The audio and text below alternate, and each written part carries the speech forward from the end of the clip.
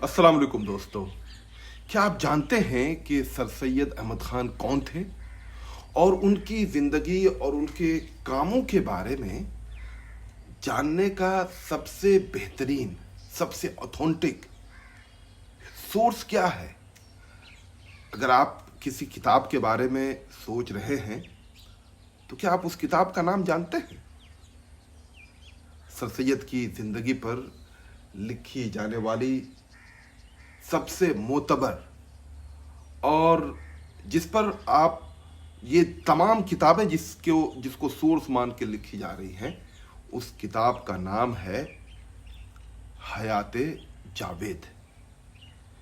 یہ کتاب مشہور شاعر اور ادیب الطاف حسین حالی نے لکھی تھی. جی ہاں، وہی حالی جو آپ نے بچپن میں اسکول کی کتابوں میں جن کی نظمیں پڑھی ہیں. یہ مرزا غالب کے بہت ہی چہیتے شاگردوں میں سے ایک شاگرد تھے اور اردو ادب کے سب سے بڑے نقادوں میں ان کا نام آتا ہے.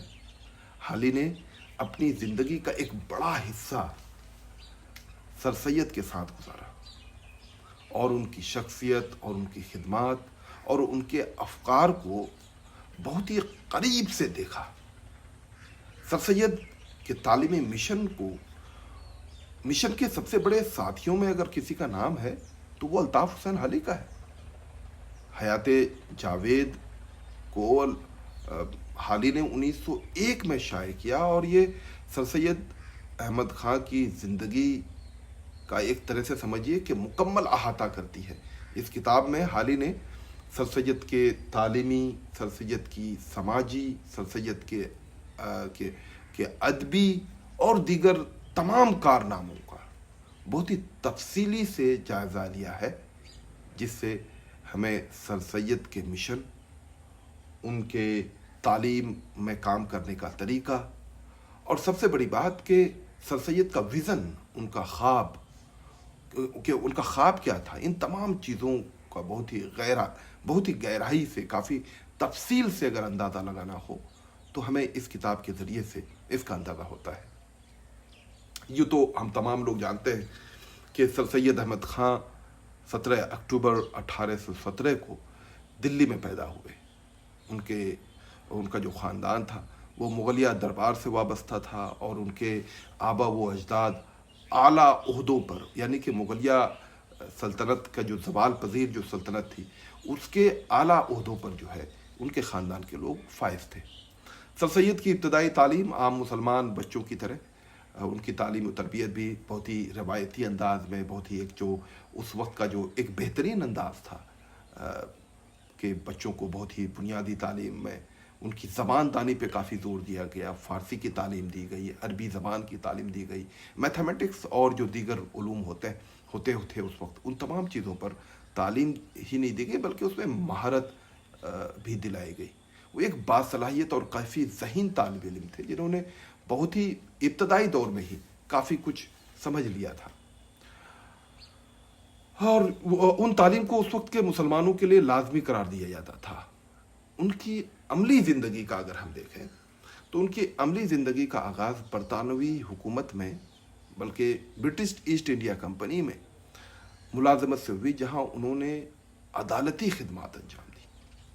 عدالت کے لیے آپ کو معلوم ہے کہ آپ کو کتنا کچھ جاننا ہوتا ہے، سماجیات کا علم ہونا ہوتا ہے، آپ کو مختلف قوانین کا علم ہونا ہوتا ہے. تو ان تمام تر چیزوں میں ان کو مہارت تھی. 1857 کی جنگ کے بعد مسلمانوں پر بڑا سخت وقت آیا. برطانوی حکومت نے صرف مسلمانوں کو باغی قرار دیا گیا، بلکہ صرف باغی ہی قرار نہیں دیا گیا بلکہ اس کے خلاف انتقامی کارروائی کی، بدلہ لیا کہ مسلمانوں نے ہماری حکومت ختم کی ہے اس لیے ہم اس کو بدلا لیں گے. بہت سے مسلم علماء، نوابوں، جو اشرافیہ تھا دلی کا، جو ایرسٹوکریسی تھی، اس کو مکمل طور پر قتل کر دیا گیا اور مسلمانوں کی تعلیمی اور سماجی حالت کو بد سے بدتر کر دی گئی. اس وقت سر سید احمد خان نے مسلمانوں کی حالت زار کو بہت قریب سے دیکھا اور اس کو بہتر کیسے کیا جائے اس پہ سوچا، اس میں تدبر کیا اور اس کے لیے عملی اقدام کیے۔ انہوں نے مسلمانوں کے حق میں سب سے پہلا جو کام کیا، اس میں انہوں نے اسباب بغاوت ہند نام سے ایک کتاب لکھی، جس میں انہوں نے 1857 کی بغاوت کی اصل وجوہات بہت ہی تفصیل سے بیان کیا اور یہ ثابت کیا کہ 1857 میں جو مسلمانوں نے اور دیگر ہندوستان کے تمام لوگوں نے جو بغاوت کی ہے، اس میں ہندوستانیوں کا قصور نہیں بلکہ یہ British government, East India company کا قصور ہے۔ ان کے جو قوانین ہیں، ان قوانین کا قصور ہے، جس کی وجہ سے مسلمانوں نے اور دیگر لوگوں نے برابری سے جو ہے ایک بغاوت کی ہے۔ اس میں صرف مسلمان نہیں تھے۔ انہوں نے اس کتاب کے ذریعے سے جو ایک صرف مسلمانوں کو جو ایک ٹارگٹ کیا جاتا تھا برٹش کی طرف سے، اس کو کم کرنے کی کوشش کی۔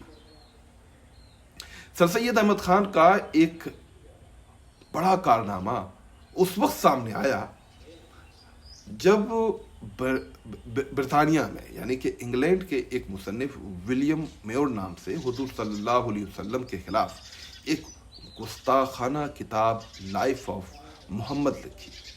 سر سید کو اس کتاب سے بہت دل برداشتہ ہوا، جیسے آج اگر محمد صلی اللہ علیہ وسلم کی شان میں کوئی گستاخی کر دے تو ہمیں دل برداشتہ ہوتا ہے، ہمارا دل برداشتہ ہوتا ہے۔ تو اب دیکھیے کہ سر سید نے کس طرح سے رسپونڈ کیا اور ہم لوگ کس طرح سے رسپونڈ کرتے ہیں۔ سر سید اس کتاب کے جواب لکھنے کے لیے اس زمانے میں پانی جہاز سے یہاں سے انگلینڈ کا سفر کیا۔ وہاں جا کر انہوں نے خطبات احمدیہ نام سے ایک کتاب لکھی، جس میں نبی کریم صلی اللہ علیہ وسلم کی سیرت اور اسلام کی حقانیت کو ثابت کیا۔ سر سید کی اس کتاب نے اتنا اثر ڈالا کہ برطانوی حکومت کو ولیم میور کی اس کتاب پر پابندی عائد کرنی پڑی۔ جی جناب، یہ تھا سر سید کا کام کرنے کا طریقہ۔ اور اب ہمارا طریقہ کیا ہے، یہ ہم دیکھتے ہیں کہ کس طرح سے ہم روڈوں پہ نکل آتے ہیں، تخریبی کاموں میں لگ جاتے ہیں، اپنی انرجی برباد کرتے ہیں۔ سر سید احمد خان کے تعلیمی مشن کا سب سے اہم سنگ میل اگر دیکھا جائے تو محمڈن اینگلو اورینٹل کالج کا قیام تھا، جو انہوں نے 1875 میں علی گڑھ میں کیا، جو اس کالج کی بنیاد رکھی۔ اس کا مقصد مسلمانوں کو جدید اور سائنسی تعلیم سے روشناس کرانا تھا۔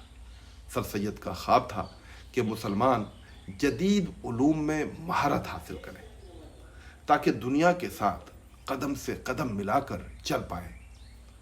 یہ کالج بعد میں علی گڑھ مسلم یونیورسٹی علی گڑھ کی صورت میں ترقی کر گیا، اور سر سید کا یہ تعلیمی منصوبہ آج بھی ہندوستان کے، خاص کر کے نارتھ انڈیا کے مسلمانوں کی ترقی کا جو ایک اہم مرکز ہے، وہ علی گڑھ مسلم یونیورسٹی علی گڑھ ہے۔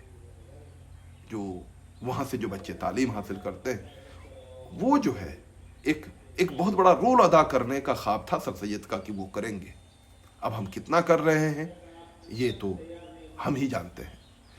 تعلیمی سیمینار اور کانفرنس کا انعقاد بھی سر سید کا مشن کا حصہ تھا۔ وہ چاہتے تھے کہ تعلیم و ترقی کے لیے ایک منظم پلیٹ فارم کی ضرورت پر ان کا کافی دھیان تھا، جہاں قوم کے تعلیمی مسائل پر غور و فکر کر سکے۔ آل انڈیا مسلم ایجوکیشنل کانفرنس سر سید کے اسی ویژن کی عکاسی ہے، جس کے ذریعے انہوں نے پورے ہندوستان کے مسلمانوں کی تعلیمی مسائل کو حل کرنے کی کوشش کی، جا کر کے لوگوں کو جگایا، لوگوں کو بتایا کہ تعلیم کی کتنی ضرورت ہے۔ تعلیم کے بغیر آپ برٹش ایسٹ انڈیا کمپنی کے خلاف نہیں لڑ سکتے۔ سر سید کا ایک اور اہم کارنامہ تہذیب الاخلاق کے رسالے کا اجرا تھا۔ یہ رسالہ 1870 میں شائع ہونا شروع ہوا، اور اس کا مقصد مسلمانوں میں اصلاحات اور جدید تعلیم کی ضرورت کا شعور پیدا کرنا تھا۔ تہذیب الاخلاق میں سر سید نے مختلف مضامین لکھے، جس میں مسلمانوں کی سماجی، اس کی مذہبی اور اس کی تعلیمی حالت پر روشنی ڈالی گئی۔ لوگوں کو جگایا گیا، لوگوں کو بتایا گیا کہ دنیا کی قومیں کس طرح سے ترقی کر رہی ہیں۔ اس رسالے کے ذریعے سر سید نے مسلمانوں میں جدید خیالات، عقلی سوچ کو فروغ دیا، ریشنالٹی کو فروغ دیا، جس کا مقصد قوم کو علمی پسماندگی سے باہر نکالنا تھا۔ سر سید جانتے تھے کہ اس سوچ کے لیے ماڈرن ایجوکیشن کی ضرورت ہے، اور وہ یہ بھی چاہتے تھے کہ خواتین کو تعلیم میں کیسے حصہ ملے۔ سر سید کا ویژن تھا کہ عورتوں کو تعلیم میں آگے آنا چاہیے۔ سر سید نے اس بات پر زور دیا کہ قوم کی ترقی کے لیے خواتین کی تعلیم بھی اتنی ہی ضروری ہے جتنی کہ مردوں کی تعلیم۔ اگرچہ اس وقت کے حالات میں یہ ایک مشکل کام تھا، لیکن سر سید کے اسی نظریات نے آگے چل کر خواتین کی تعلیم میں انقلاب پیدا کیا، اور آج نارتھ انڈیا میں علی گڑھ سے زیادہ محفوظ لڑکیوں کے لیے، ماڈرن لڑکیوں کے لیے کوئی ادارہ نہیں ہے۔ حیات جاوید میں الطاف حسین حالی نے سر سید کی سماجی اصلاحات کا بھی نمایاں کیا ہے۔ سر سید نے مسلمانوں میں موجودہ جہالت، توہم پرستی اور دقیانوسی خیالات کے خلاف آواز اٹھائی۔ انہوں نے مسلمانوں کو جدید دنیا کے ساتھ چلنے کی ترغیب دی اور ان میں سائنسی اور عقلی سوچ کو فروغ دیا۔ اسی مقصد کے تحت انہوں نے تعلیمی کانفرنسز اور سیمینار کا انعقاد کیا، جہاں تعلیمی مسائل پر بحث ہوتی اور تعلیمی مسائل کو حل کرنے کے لیے تجاویز پیش کی جاتی۔ لوگوں کو ابھارا جاتا کہ آپ تعلیمی ادارے کھولیے۔ لوگوں کو بتایا جاتا کہ ماڈرن ایجوکیشن کے بغیر آپ کے علاقے کی، آپ کے گھر کی، آپ کے سماج کی، آپ کے ملک کی ترقی نہیں ہو سکتی۔ اخیر میں حیات جاوید میں سر سید احمد خان کی ادبی خدمات کا بھی ذکر ہے۔ سر سید نے اردو نثر کو نئی جہت دی اور مغربی کتاب کا اردو میں ترجمہ کیا تاکہ جدید طور پر مسلمانوں کو جدید علم پہنچ سکے۔ ان کے ادبی کاوشوں کا مقصد علم کو عوام تک پہنچانا تھا تاکہ وہ اپنی زبان میں موجودہ جو جدید خیالات ہیں وہ آ سکے۔ حالی نے سر سید کی شخصیت کو نہایت ہی خوبصورتی سے اس کتاب میں بیان کیا ہے۔ سر سید کی سادگی، دیانتداری اور قوم کے لیے بے لوث خدمت کا جو جذبہ تھا اس کو بہت ہی مؤثر انداز میں پیش کیا ہے۔ حالی نے ان کے کردار کو اس طرح سے پیش کیا ہے کہ وہ آج بھی ہمارے لیے ایک مثالی شخصیت کے طور پر موجود ہیں۔ حیات جاوید ہمیں بتاتی ہے کہ سر سید کا ویژن، ان کی اصلاحات اور ان کی تعلیمات آج بھی ہمارے لیے مشعل رہا ہے۔ ان کی زندگی کا مقصد قوم کو جدید تعلیم سے آراستہ کرنا تھا، سماجی اصلاحات لانا تھا اور اتحاد کا پیغام دینا تھا، جو آج بھی اتنا ہی اہم ہے جتنا کہ اس دور میں تھا۔ حالی نے ہمیں بتایا ہے اس کتاب کے ذریعے سے کہ وہ ہندوستان میں ہندو مسلم یونٹی کے بہت بڑے مداح تھے۔ وہ چاہتے تھے کہ ہندوستان کی دونوں قومیں مل جل کر کے رہیں، تبھی ہندوستان کی خوبصورتی ہے۔ آپ نے سر سید احمد خان کا یہ مشہور جملہ تو ضرور ہی سنا ہوگا کہ ہندو اور مسلمان کی جو مثال ہے وہ ایسی ہے کہ جیسے ایک خوبصورت دلہن کی دو آنکھیں۔ ہندوستان اگر ایک خوبصورت دلہن ہے تو ہندو اور مسلمان یہ اس دلہن کی دو خوبصورت آنکھیں ہیں، اور دلہن کی خوبصورتی اس بات پر منحصر ہے کہ یہ دونوں آنکھیں اس کی صحیح سلامت رہیں، دونوں آنکھیں ایک دوسرے کی مدد کریں۔ تو دوستو، سر سید احمد خان پر آج کا آپ کو ٹاک ہمارا کیسا لگا؟